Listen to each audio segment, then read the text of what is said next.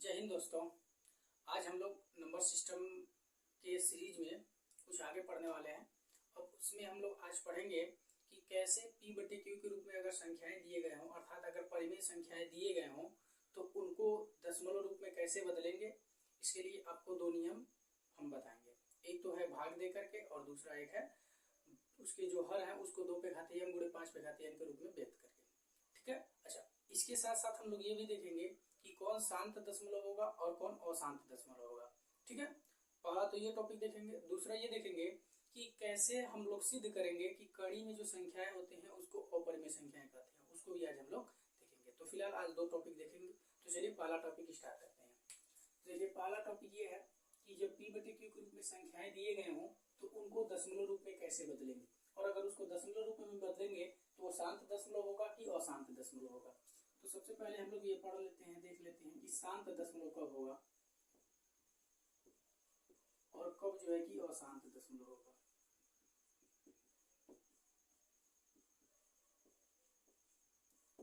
देखिए बहुत सिंपल है। जैसे कि जब हम कभी किसी संख्या से भाग देते हैं तो देखते हैं कि दशमलव में भी कटता है, लेकिन कुछ स्थानों तक जाते जाते खत्म हो जाता है। लेकिन कुछ संख्याओं में जब भाग देते हैं तो कभी कटता ही नहीं है, हमेशा आता रहता है आता रहता है। तो जब कुछ समय के बाद जाकर के कट जाता है तो उसको हम लोग शांत दशमलव बोलते हैं, और जब वो कटता ही नहीं है तो उसको हम लोग अशांत बोलते हैं। जैसे फॉर एग्जांपल मान लीजिए हमने यहाँ पे लिख लिया 15/2। 15/2 इसका मतलब क्या हो गया कि हमको 15 में 2 से भाग देना है।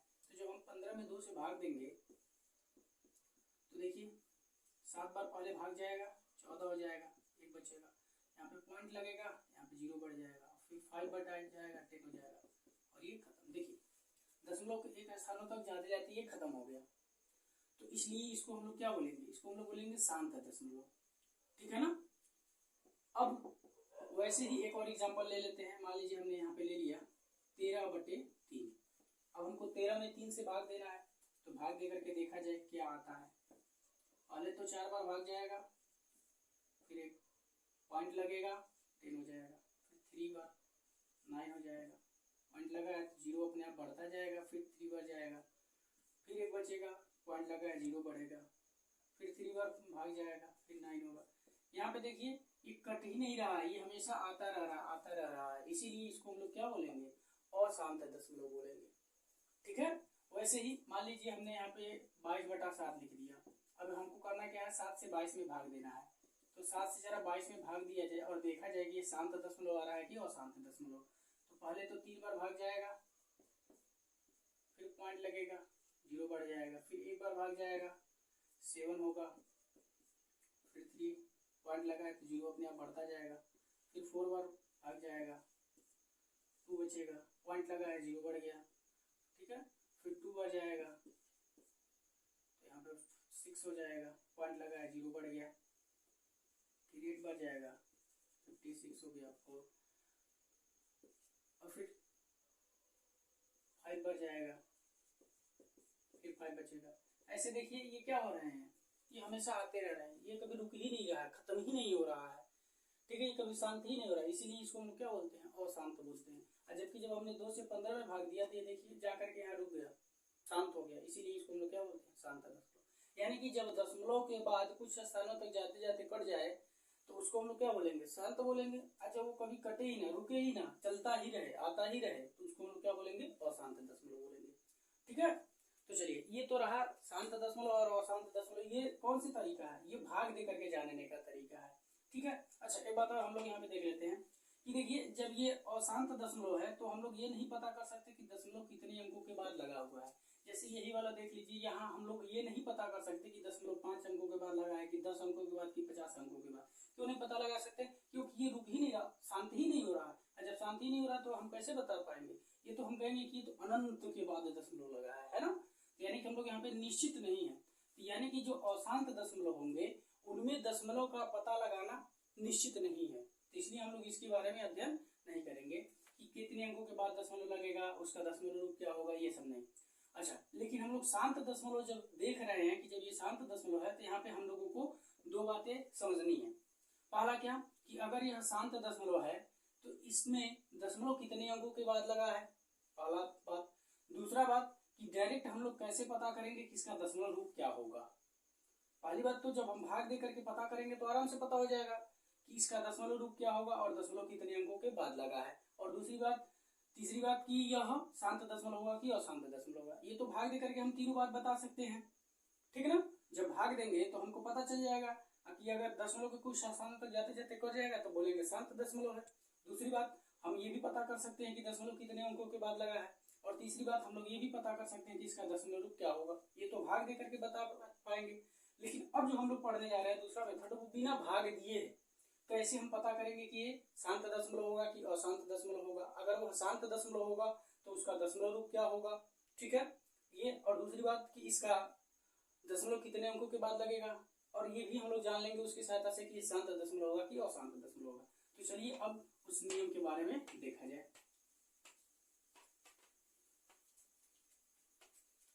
देखिए, जो P बटे Q के रूप में संख्याएं दिए होते हैं, इसका जो हर होता है, अच्छा इससे पहले ये जो आपकी P बटे Q के रूप में संख्याएं दिए गए हैं, ये अपने एकदम सरलतम रूप में होने चाहिए, ठीक है। जब ये अपने सरलतम रूप में नहीं रहेंगे तो ये नियम काम नहीं करेगा, गलत हो जाएगा। तो जब भी आप P बटे Q के रूप में संख्याएं दिए गए हो तो उसको जांच लीजिएगा कि ये अपने सरलतम रूप में है कि नहीं। अगर सरलतम रूप में नहीं है तो पहले उसको सरलतम रूप में बदलिएगा, तब उसके हर को जो हम नियम बताने जा रहे हैं उसके हिसाब से करिएगा। तो देखिए, जब भी P बटे Q के रूप में संख्याएं दिए गए हो तो उसका जो हर है, यानी कि जो डिनोमिनेटर है, उसके हर को हमेशा गुणनखंड करके 2 पे घाते m गुणे 5 पे घाते n के रूप में परिवर्तित करते हैं, जहां m और n होल नंबर से बिलोंग करते हैं। अगर इस P बटे Q के रूप में जो संख्याएं हैं उसके हर 2 पे घाते m गुणे 5 पे घाते n के रूप में परिवर्तित हो जाते हैं, तब हम लोग उसको बोलेंगे कि यह शांत दशमलव होगा। और अगर P बटे Q के रूप में उस जो संख्याएं दी गई उसका हर इस रूप में नहीं हो पाएगा परिवर्तित, तो हम लोग बोलेंगे कि यह शांत दशमलव नहीं है, अर्थात अशांत दशमलव है, ठीक है ना। जैसे हम एक उदाहरण ले लेते हैं। मान लीजिए हमने यहाँ पे लिख दिया 15/4। अब जरा देखिएगा कि 15/4, अब जरा हम भाग दे करके देख लेते हैं और फिर ये नियम लगा करके देख लेते हैं। तो जब हम 4 से 15 में भाग देंगे तो पहले तो 3 बार भाग जाएगा, फिर पॉइंट लगेगा, 0 बढ़ जाएगा, फिर 7 बार जाएगा, 28 होगा। अब यहाँ पे 2 बचेगा, पॉइंट लगा है तो 0 बढ़ गया, फिर 5 बढ़ जाएगा, 20 हो जाएगा, कट गया। तो देखिए यहाँ पे कट गया, खत्म हो गया। और ये हमको पता भी चल गया, पहली बात ये दशमलव के 2 स्थानों तक जाते जाते कट गया, अर्थात यह शांत दशमलव है, पहली बात। दूसरी बात, यहाँ पे देखिए दशमलव 2 अंकों के बाद लगा है, ये दूसरी बात हो गई। तीसरी बात, हमको ये भी पता चल गई कि इसका दशमलव रूप क्या होगा, ठीक है। तो ये तो भाग दे करके हमने पता किया। अब यहाँ पे जो हम नियम बताने जा रहे हैं देखिएगा, वो बिना भाग दिए ही हम लोग ये तीनों का बात पता कर लेंगे। तो देखिए कैसे, तो देखिए ये अपने आप में सिंपलेस्ट फॉर्म में है, सरलतम रूप में है। जब ये अपने आप में सरलतम रूप में है तो इसका जो हर है उसके हर को हम इस रूप में परिवर्तित करेंगे। अगर इसका हर इस रूप में परिवर्तित हो जाएगा तो शांत दशमलव होगा, ठीक है। तो जरा देखा जाए, 4 है तो जो इसका हर 4 है, अब इस हर के 4 को क्या कर सकते हैं, 2 पे घाते 2 गुणे 5 पे घाते 0 लिख सकते हैं। 2 पे घाते 2 का मतलब 4, 5 पे घाते 0 का मतलब 1, गुणा करेंगे तो 4 मिल जाएगा। अर्थात ये देखिए 2 पे घाते गुणे 5 पे घाते n के रूप में आ गया कि नहीं आ गया, है ना। तो जब इसके रूप में आ गया तो यही क्या कहलाएगा, आपका शांत दशमलव कहलाएगा, क्योंकि जब इस रूप में आ जाता है तो इसको हम लोग शांत दशमलव बोलते हैं। और अगर इस रूप में परिवर्तित नहीं हो पाता तो हम लोग अशांत दशमलव बोलते हैं। तो चूंकि ये परिवर्तित हो गया ना, इसीलिए इसको हम लोग क्या बोलेंगे, शांत दशमलव बोलेंगे। तो देखिए यहाँ पे जो पहला पॉइंट था कि ये शांत होगा कि अशांत होगा, तो हमने पता कर लिया कि यह शांत दशमलव होगा, ठीक है। अच्छा, अब हमको दूसरा पॉइंट ये पता करना है बिना भाग दिए कि जब हम इस संख्या 4 से 15 में भाग देंगे तो दशमलव कितने अंकों के बाद लगेगा। तो देखिए ये बहुत आसान होता है। ये जो 2 पे घाते होता है या फिर 5 पे घाते होता है, इनके जो घात होते हैं ना, उन घातों में जो सबसे बड़ा होता है वही क्या होता है, उतने ही अंकों के बाद दशमलव लगता है जब इस संख्या से इस संख्या में भाग देते हैं। तो जरा देखिए, जब 2 पे घाते देखा हमने तो 2 मिला, और 5 पे घाते देखा तो हमने 0 मिला।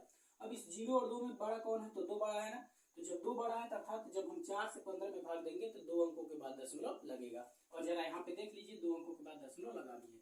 तो देखिए दूसरा पॉइंट में क्या हो जाता है, यम या यन में जो बड़ा होगा उतने अंकों के बाद दशमलव लगेगा। ये देखिए बिना भाग दिए हम लोग दूसरा पॉइंट भी जान लिए कि दशमलव कितने अंकों के बाद लगेगा।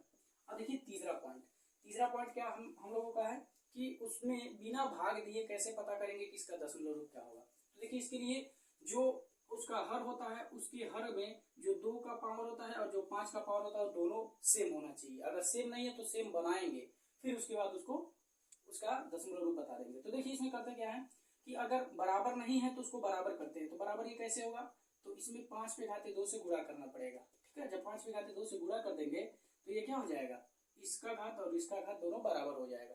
ठीक है ना। अच्छा, अब जब इसका गुणा करना पड़ेगा 5 पे घाते 2 से, तो जब इसमें गुणा करेंगे, अर्थात ये किसमें गुणा कर रहे हैं, इसके हर में गुणा कर रहे हैं ना, तो जब इसमें हर में 5 पे घाते 2 से गुणा करेंगे तो ऊपर भी आपका 5 पे घाते 2 से गुणा करना पड़ेगा। अच्छा, यहाँ पे केवल हम लोग देखते हैं, गुणा एक्चुअली में करके नहीं दिखाते हैं। अभी देखिएगा, तो हमने देखा ना कि यहाँ पे 5 पे घाते 2 की आवश्यकता है, तो जब हम यहाँ पे 5 पे घाते 2 से नीचे गुणा करेंगे तो ऊपर भी करना पड़ेगा, अर्थात 5 पे घाते 2 का मतलब 25। अब हमको 25 का डायरेक्ट इस 15 में गुणा कर लेना है अपने मन में। तो जब इसमें गुणा कर लेंगे तो ये कितना हो जाएगा, 25 का 15 में, तो 375 हो जाएगा। अब जब ऊपर 375 हो गया, अब यहाँ पे देखिए, अब उस 375 में दशमलव कितने अंकों के बाद लगेगा, तो अपने आप में भी आप लोगों ने देखा था कि दशमलव कितने अंकों के बाद लग रहा है, तो 2 अंकों के बाद लगा है। तो 375 में क्या कर लेंगे, 2 अंकों के बाद दशमलव लगा देंगे। ये देखिए बिना भाग दिए ही हम लोग इसका दशमलव रूप भी बता दिए।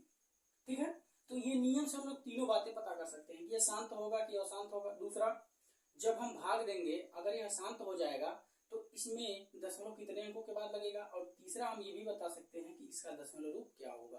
ठीक है, तो ये तो था एक नियम, और दूसरा नियम क्या था, वो भाग दे करके पता करना। ठीक है ना। तो चलिए ये दोनों नियम हम लोगों ने जान लिया। एक आधा और एग्जाम्पल ले लेते हैं, फिर वो अपरिमेय वाला देखेंगे।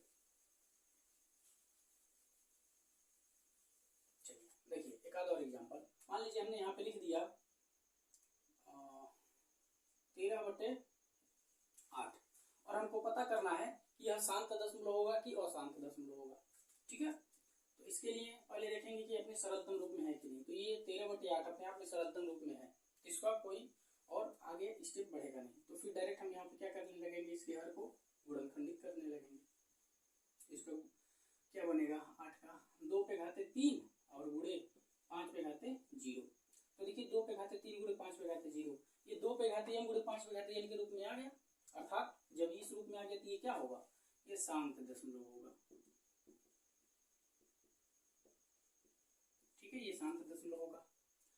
अब दूसरा पॉइंट कि अगर यह अशांत दशमलव होगा तो इसमें हम बता सकते हैं कि दशमलव कितने अंकों के बाद लगेगा। तो उसके लिए क्या करेंगे, देखेंगे कि जो m और n हो रहे हैं, यानी कि जो 2 का घात और 5 का घात हो रहा है, उसमें सबसे बड़ा कौन है। तो देखिए सबसे बड़ा क्या है, 3 है ना।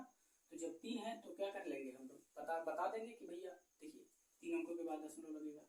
यानी कि इसमें जब हम 8 से 13 भाग देंगे तो कितने अंकों के बाद दशमलव लगेगा, तो 3 अंकों के बाद दशमलव लगेगा। ठीक है ना, 3 अंकों के बाद दशमलव लगेगा। अब तीसरा पॉइंट कि अगर यह शांत दशमलव है तो हमने बता दिया, और दूसरा हमने ये भी बता दिया कि इतने अंकों के बाद दशमलव लगेगा। अब तीसरा हमको ये बताना है कि इसका दशमलव रूप होगा क्या। तो इसके लिए क्या करेंगे कि इनके घात को इक्वल करेंगे। तो इसको घात को इक्वल करने के लिए क्या करना पड़ेगा, यहाँ पे हमको 5 पे घाते 3 से गुणा करना पड़ेगा, क्योंकि जब यहाँ 2 पे घाते 3 है तो यहाँ पे हमको 5 पे घाते 3 लाना पड़ेगा, तभी तो उसके घात बराबर होंगे। तो 5 पे घाते 3 का मतलब होता है 125। अब देखिए यानी कि अब जब इसमें 125 से गुणा करेंगे तो ऊपर भी 125 से गुणा करना पड़ेगा।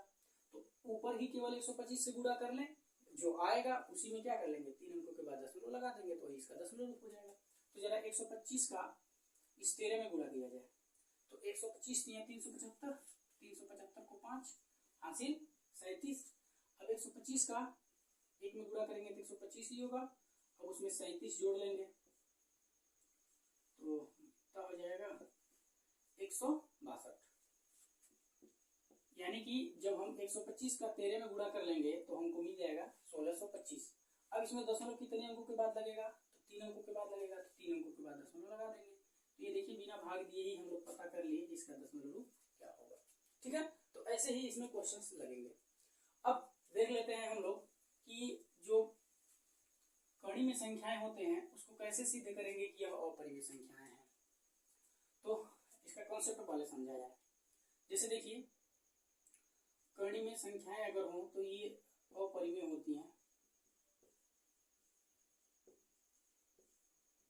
ये हमको सिद्ध करना है, ठीक है। अब इसका कंसेप्ट पहले समझा जाए तब जाकर के हम लोग बड़े आसानी से इसको करेंगे। अब देखिए इसका जो है कि उल्टा लेकर के चलते हैं। हम लोग मान के चलते हैं कि जो कड़ी में संख्या है वो परिमेय संख्या है। अगर वह परिमेय संख्याएं होंगी तो परिमेय संख्या के जो भी उसमें नियम लगना होगा वो लगेगा। और अगर परिमेय संख्या हम लोग मान करके चल रहे हैं और वह परिमेय संख्या के नियम को लागू नहीं कर रहा है वह संख्या, तो हम लोग अपने आप में क्या समझ लेंगे कि वो परिमेय संख्या है ही नहीं। जब वो परिमेय संख्या है ही नहीं तो है कौन सी संख्या, तो अपने आप सिद्ध हो जाएगा कि वह अपरिमेय संख्या है, ठीक है ना। तो इसी कंसेप्ट को हम लोग यूज करेंगे। तो पहले ये भी तो समझ लें कि भैया अगर परिमेय संख्या होगा तो उसकी क्या प्रॉपर्टी होगी, तभी तो हम लोग इसको सिद्ध कर पाएंगे ना। तो जैसे देखिए यहाँ पे हमने परिमेय संख्या लिया एक p/q के रूप में। अच्छा ये हम मान रहे हैं कि जो p और q है ये दोनों क्या है, ये दोनों जो है कि एक दूसरे के जैसे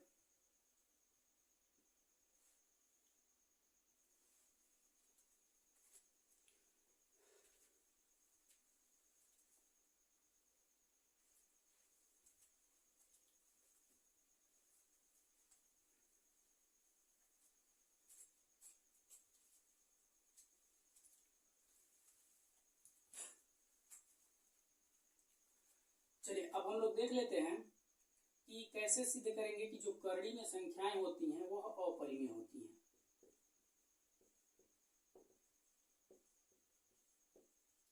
अच्छा इसके लिए हम लोग क्या करते हैं कि उल्टा लेकर के चलते हैं। मान के चलते हैं कि जो कड़ी में संख्याएं होती हैं ये परिमेय संख्याएं होती हैं। तो अगर यह परिमेय संख्या होगी तो परिमेय संख्या के जो भी नियम कानून उस पर लगने होंगे, अगर लगेगा तो हम कहेंगे कि परिमेय संख्या है, और अगर नहीं लगेगा तो हम सीधे कह देंगे कि भैया ये परिमेय संख्या है ही नहीं। तो जब ये परिमेय संख्या नहीं है तो कौन सी संख्या होगी, अपरिमेय संख्या होगी। ये पहली बात हो गई।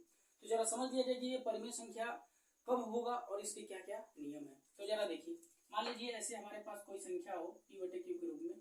तो सपोज मान लीजिए हमने यहाँ पे लिख दिया 5/3।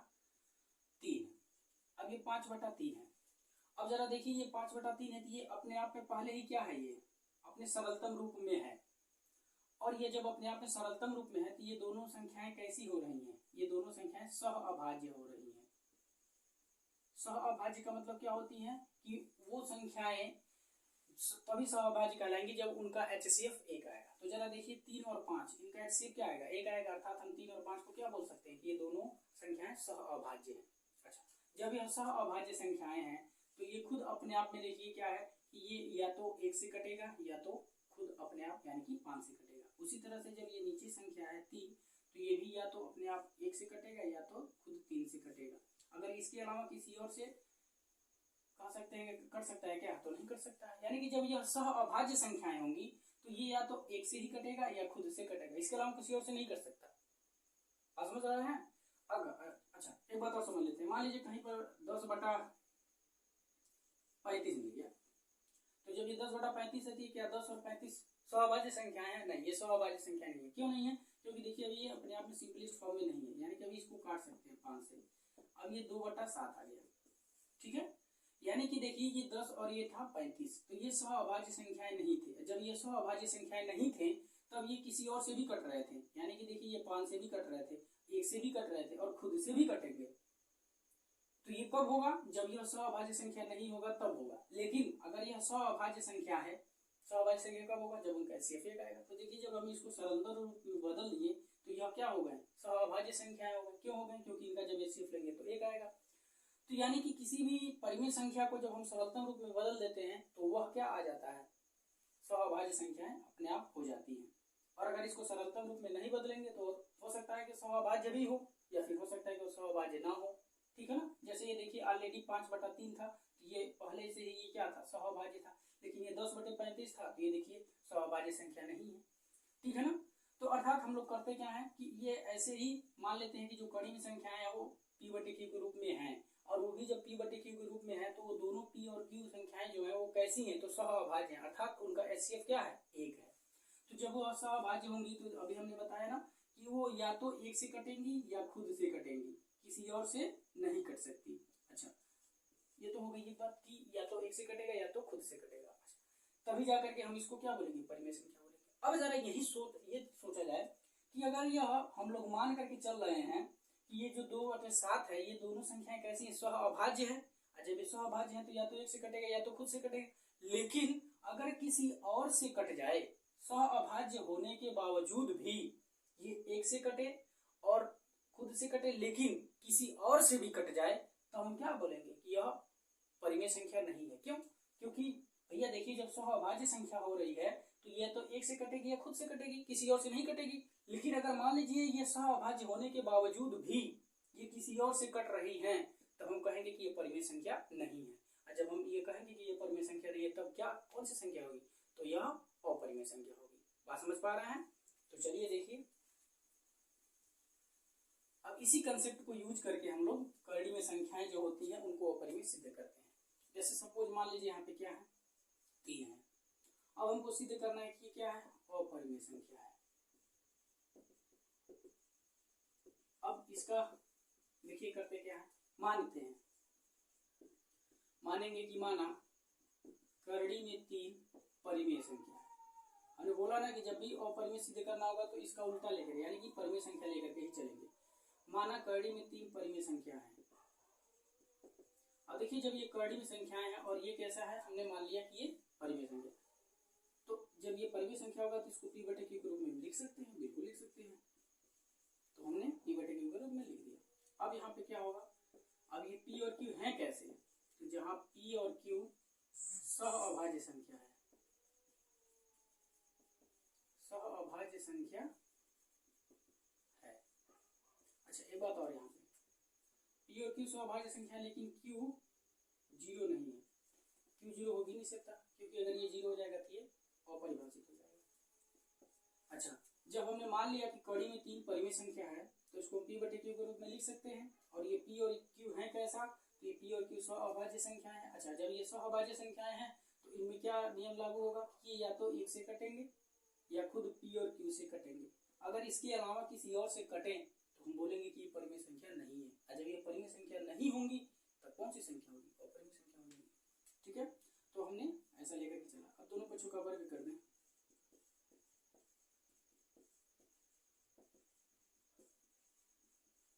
जब दोनों पक्षों का वर्ग करेंगे तो इधर हो जाएगा 3 और इधर हो जाएगा p² बटे q²।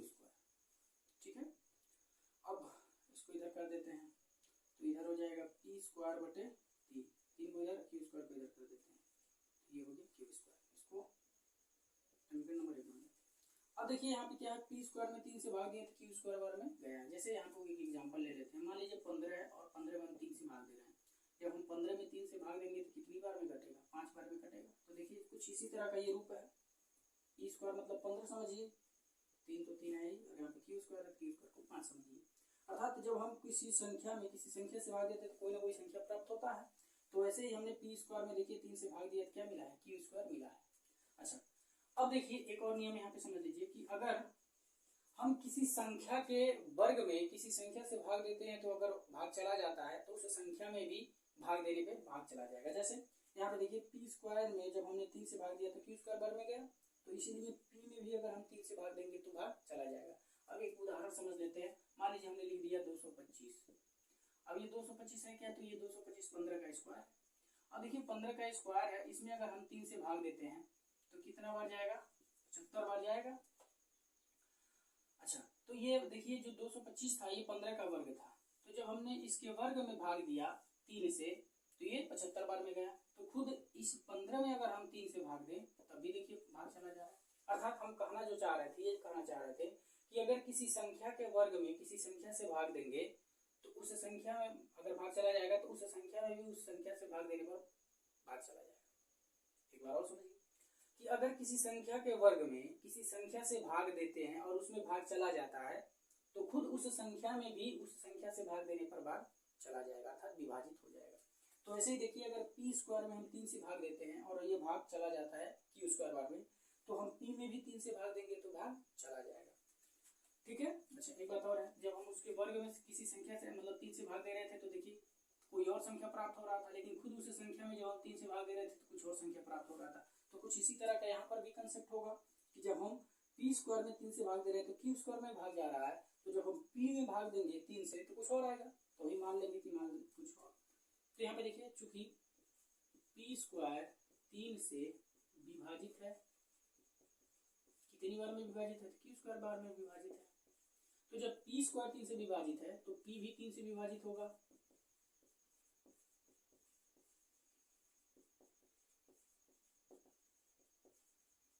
कि माना p m बार में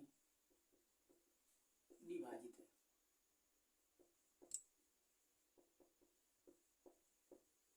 ठीक है। जब ये m बार में विभाजित होगा तो जब हम p भी 3 से भाग देते हैं तो मान लेते हैं कि m बार में ये विभाजित है, तो अर्थात यहाँ से p का मान क्या निकल जाएगा, 3m निकल जाएगा। अब यही p का मान ला करके हम समीकरण नंबर 1 में रख देते हैं। अच्छा यहाँ पे देखिए ये p भी 3 से विभाजित है ना, इसको स्थिति नंबर 1 बना लेते हैं, स्थिति 1, ये आगे काम देगा। अभी देखिए कैसे काम देगा। तो जब समीकरण 1 में रखेंगे तो ये हो जाएगा 3m का square upon 3 equal to q square, ये हो जाएगा 9m square upon 3 equal to q square, अर्थात भाग देंगे तो ये 3m स्क्वायर हो जाएगा इक्वल टू q स्क्वायर, 3 को इधर भेज दें तो ये क्या हो जाएगा q square by 3 equal to m square. तो यहाँ पे देखिए जैसे p स्क्वायर बटा 3 था तो q स्क्वायर बार में विभाजित हुआ था, तो वैसे यहाँ पे q स्क्वायर बटा 3 है तो ये भी m स्क्वायर बार में विभाजित हो रहा है। तो जब यहाँ देखे थे तो p स्क्वायर 3 से विभाजित था तो p भी 3 से विभाजित हो रहा था, और यहाँ पे क्या है q स्क्वायर जब 3 से विभाजित है तो q भी 3 से विभाजित होगा। चूंकि q स्क्वायर 3 से विभाजित है तो जब q स्क्वायर 3 से विभाजित है तो q भी 3 से विभाजित होगा, और जब q भी 3 से विभाजित होगा तब इसको स्थिति नंबर 2 बना लेते हैं। अब जरा देखिए हमने क्या मान करके चला था p और q को, p और q कैसे हैं, तो ये सहअभाज्य संख्या है। असहअभाज्य संख्या का प्रॉपर्टी क्या होता है कि ये या तो एक से कटेंगे या खुद से कटेंगे, किसी और से नहीं कट सकते।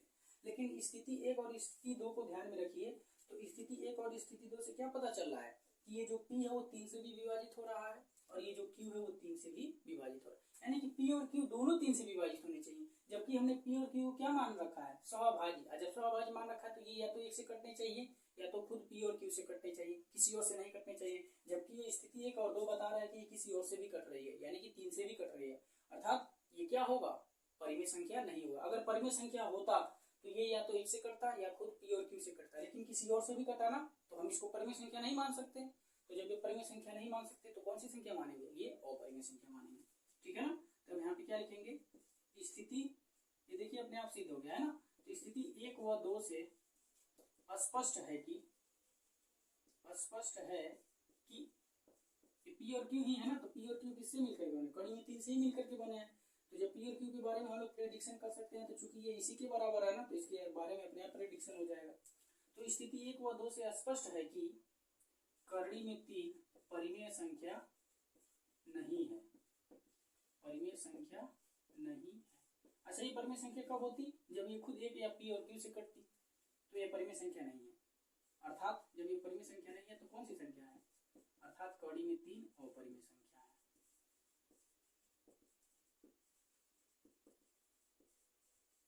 ठीक है, तो ऐसे ही हम लोग कड़ी वाले संख्या को अपरिमेय सिद्ध करते हैं।